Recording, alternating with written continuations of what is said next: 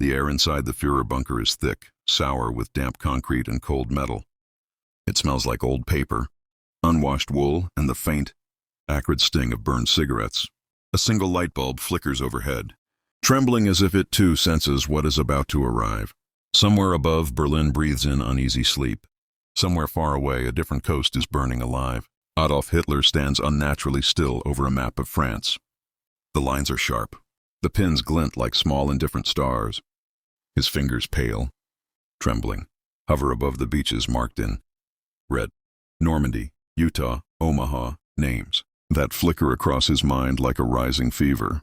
A clock ticks. 1 second. Another. In the silence, the Reich still exists. Then the door opens. Boots echo once, twice, 3 times, urgent, unsteady. A young officer stands rigid, a bead of sweat sliding slowly down the side of his face. He swallows before speaking, as though the words themselves are poison. My Führer, his voice is barely there. The invasion has begun. The bulb above flickers harder. Hitler does not move at first. The air feels heavier, as if gravity itself has shifted. Somewhere inside him a quiet crack appears, thin, hairline but unmistakable. His hand curls into a fist. Fingernails bite flesh. How many? He whispers. Reports indicate 156,000 Allied troops are ashore.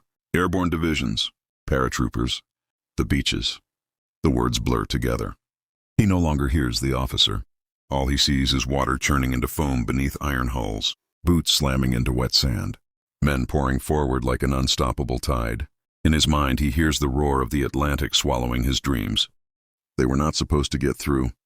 He murmurs to no one, to himself, to the ghosts of every promise he ever made. Outside the bunker, Berlin remains dark and ignorant. Inside, history quietly breaks in half. The first reports arrive in broken pieces, like bodies dragged ashore by a restless sea. Telephone lines hiss and crackle. Voices overlap. Coordinates are misread. Unit names dissolve into static. Someone is shouting in the background, not ordered shouting, not disciplined shouting, but the raw, animal sound of men realizing the sky itself has turned against them. Hitler grips the edge of the table now. The map beneath his hands is damp where sweat falls from his palms. His eyes chase the coastline again and again, as if staring long enough might erase it, might pull the waves backward, might unwrite the morning. Impossible, he says.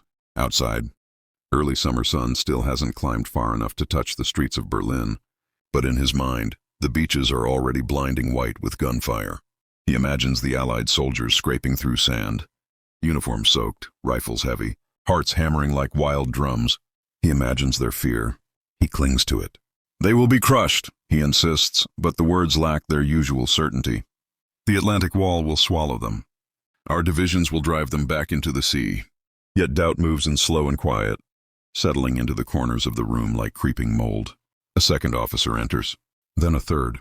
More numbers, more beaches, more landings. Gold Beach, Juno, Sword.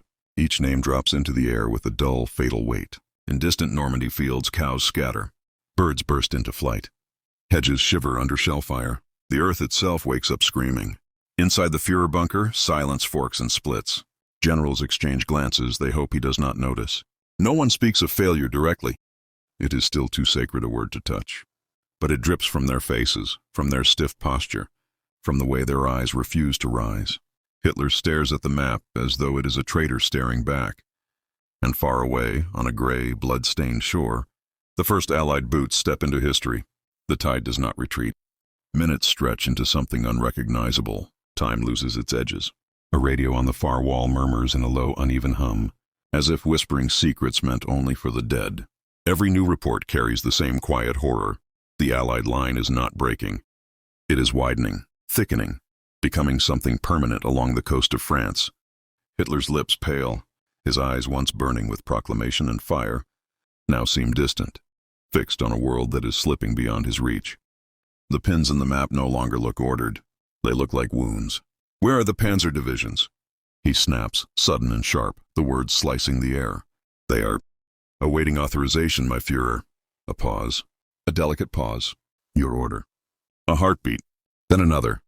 A moment in which the world could pivot. He knows it. They know it. His hand lifts slightly, trembles, then falls back to the table. Something inside him recoils. He has built an empire on certainty, and now certainty refuses to answer him.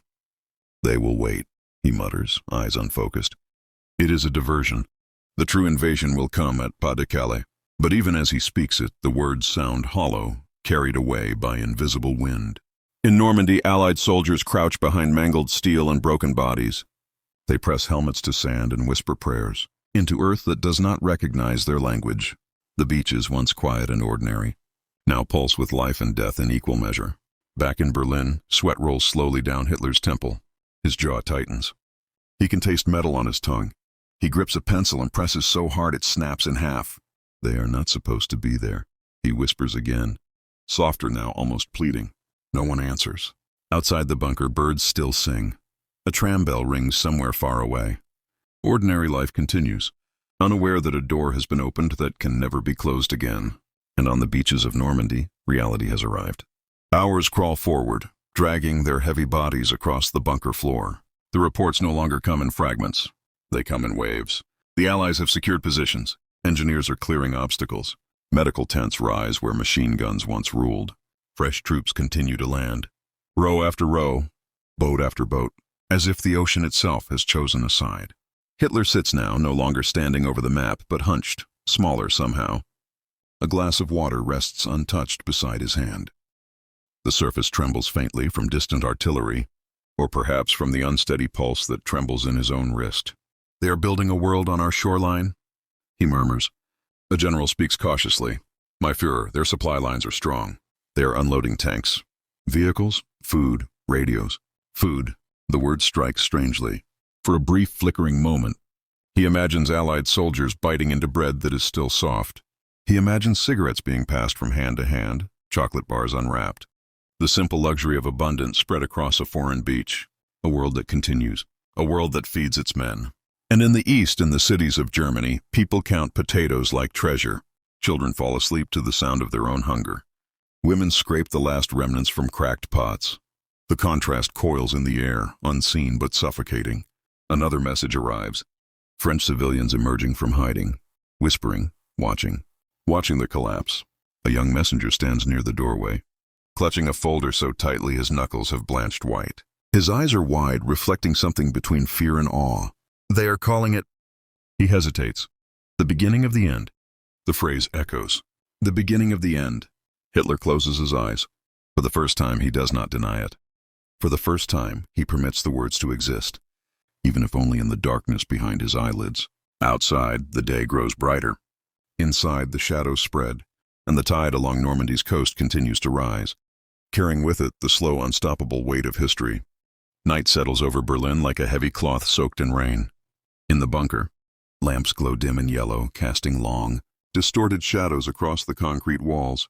They stretch and twist, as if the room itself is trying to flee from what it contains.